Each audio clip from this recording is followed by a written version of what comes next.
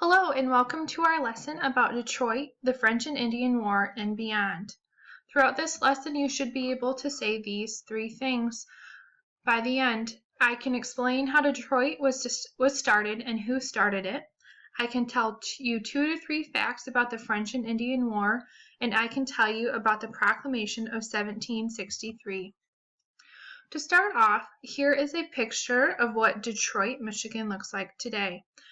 Detroit is Michigan's largest city, and there's about 800,000 people that live here.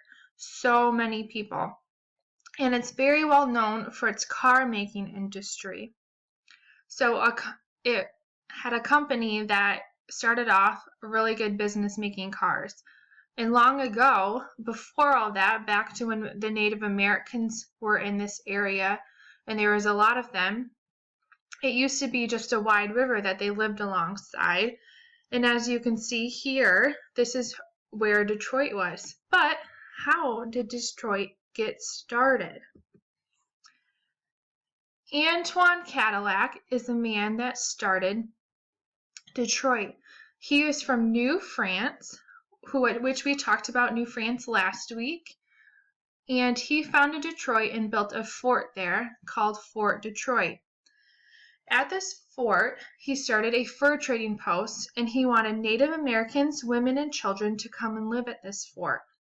For a while, it was just men living here, until finally he convinced his wife, Marie Therese Cadillac, and also his partner's wife, his second-in-command's wife, Anne Detonti, to come with their children over to stay at the fort. There were several people who didn't like Cadillac though, but here is a little video to tell you a little bit more information about Antoine Cadillac. Hello, my name is Antoine Cadillac. I was born March 5th, 1658, and I died on October 15th, 1730. And I am from New France. Some interesting facts about me are that I am a first child. I had 14 children, and I arrived to Detroit when I was 25 years old. My journey began in 1683. I sailed from Antwerp. I went on my journey with Francis Guyon to take a position in the French garrison. I was originally looking for land for France. I ended up going to what is now Detroit, and I passed through Montreal, Lake Ontario, and Lake Erie. My journey was very important because I helped establish a fur trading post that is now Detroit. Some challenges I had to face through this and other journeys are: 1, when I was going to Canada, I fought Icos Indians. Also, 2, I was so unpopular in my colony, so I got sent to Bastille prison. My culture got many things, like French bulldogs, ferrets, batteries, pencils, and even mayonnaise. As you can see from this video, Antoine Cadillac comes from an interesting background. Towards the end, it did touch again about a few different people who did not like Cadillac, which were the Iroquois Indians and the British, which we will talk about in just a minute.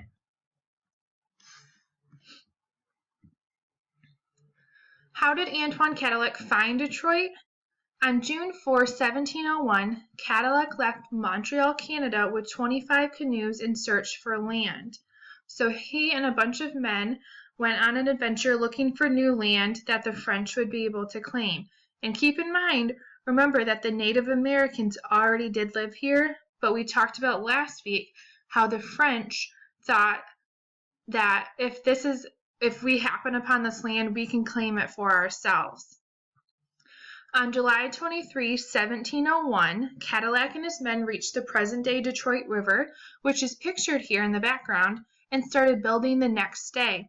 Cadillac and his men built everything they needed in Detroit. So they had a blacksmith, a tool maker, they built houses and barns and had a windmill and a bakery oven and a church. Their journey lasted about 49 days until they reached the area where they started building Detroit and Fort Detroit. On October 1701, the first women and children arrived in Detroit, which, like we talked about earlier, was Marie Cadillac and Anne de Tonty with their children. Native Americans also moved here as well. In that first winter, there was about 6,000 Native Americans that had come to live there, over in Detroit, which you'll find out later that the British really did not like. While all this was happening, some people were getting really upset.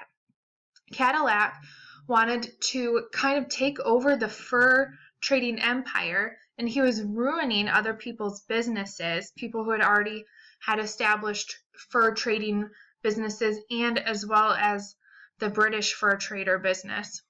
And by 1711, they really wanted him to leave, so they contacted the king, which at this time was King George III, who was still living over in France, and the king gave Cadillac a new job as the governor of Louisiana, so he left Detroit. The French were the first Europeans to explore Detroit, but the French found out that the British were close to building. So before Cadillac built Detroit, they did know that the British wanted to build there as well, but Cadillac got there first and French claimed that land. The British made a treaty with the Iroquois Indians, who, remember, didn't really like the French, and said that the British would be able to travel to Detroit using Lake Ontario and Lake Erie. And keep that in mind for later on when we find out what happens next. So here's a quick review. We talked about in the last couple weeks, in 1618 to 1620, Brulé is the first French person to reach Michigan. Then Father Marquette comes into the picture, and he founds Sault Ste. Marie, the first French town in Michigan. Then Cadillac in 1701 starts Detroit, and we'll find out in a little while what Fort Michilimackinac is built across from Mackinac Island and some stuff that happens there. So here is a little bit more information about what's happening between the French and the British. In the 1700s, the French built 6 more forts to protect their land because they were nervous about their enemy, the British. The French colonies were called New France, which we see right here, and we talked about New France last week as well. And the British colonies were called New England, which is more here along the east coast, hundreds of miles away from Michigan. Now, the French and British had been enemies for quite a while, and there were a lot more British than French living in the United States that we know today at the time during the early 1700s. Excuse me. And in 1754, the British were so tired of the French that they decided that they wanted to push the French out of that land, which started the French and Indian War. And here is a video about the French and Indian War from a teacher.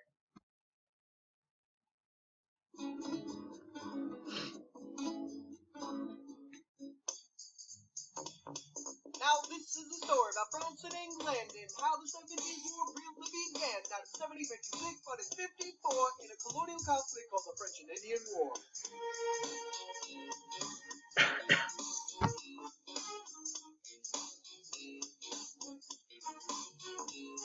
The West of England colonies, Ohio, River Valley is where we all wanted to go.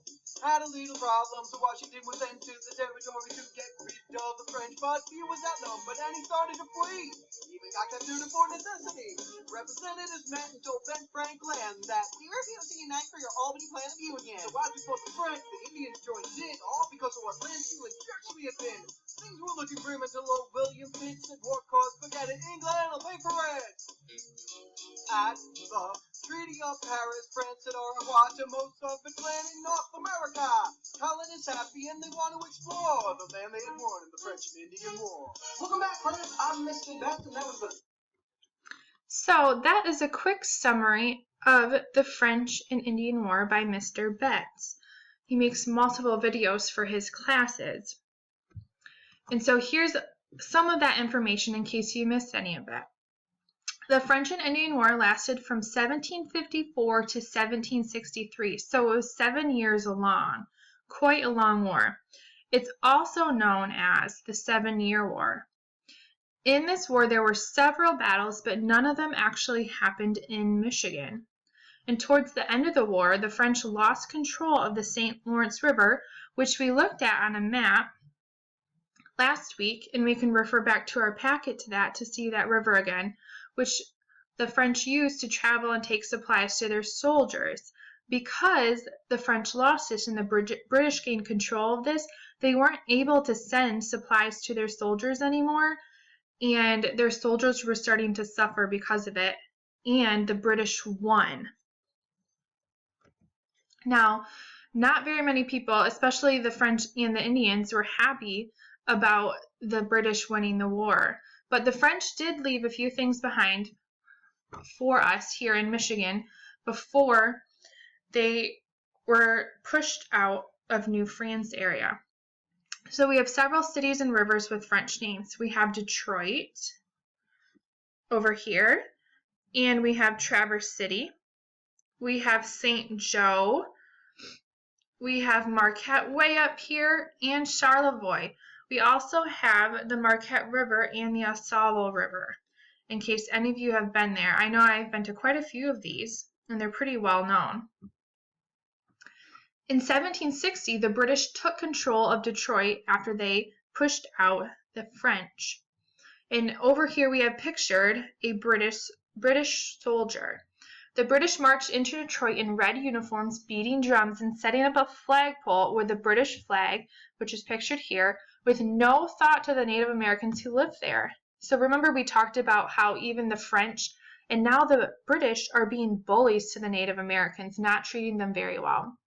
When the French lost, the tribes were worried because they depended on the fur trade that had been taking place there at Fort Detroit, and the British did not see the tribes as friends. Plus, British trading prices were really high, and they didn't trade gunpowder that the tribes depended on for hunting. So not very nice of the British. Pictured here is Chief Pontiac, and he is the chief of the Ottawa tribe at this time in the mid-1700s. And Chief Pontiac actually helped the French in the French and Indian War, even though the French had lost, and he was close with them. And on April 27, 1763, he got a group of tribes together to meet in Detroit with Pontiac to discuss going against the British. So he was sick and tired of the British bullying him and his people, and he was going to take action. So here, Pontiac came up with a plan, and here was his plan. Number one, he wanted to ask the British to meet in the fort and bring some warriors with him. So he brought all the tribe leaders, and they gathered inside of the fort, and he had his warriors right outside. Each man was supposed to wear a blanket, and inside of their blanket, hidden, they had their gun or their rifle, and they cut the barrel off so it could hide better on the blanket, so it was smaller. And then he had more warriors waiting outside. And did his plan work right away? It didn't. Not this time. So Pontiac and 11 other chiefs, along with 60 warriors, walked into the fort, but the British realized that there was something up, and they were ready for them. The British had learned of the plan, so Pontiac talked shortly and then asked to leave. And the British let them leave, hoping that Pontiac had changed his mind. At the time, there's only about 120 British soldiers inside, but Pontiac had 800 warriors outside. But a couple days later, the Pontiac and his men and the rest of his Native American warriors came out of the woods with yells and war cries, and the British soldiers knew what was coming. The Indians rushed the fort and tried to chop a hole in the wall with their tomahawks. And this is the picture of what a tomahawk kind of looked like. Their rod here was more wooden though. Many Indians died while trying to get into the fort because at this time the Native Americans couldn't afford gunpowder, and the British were taking hold of all the gunpowder and had the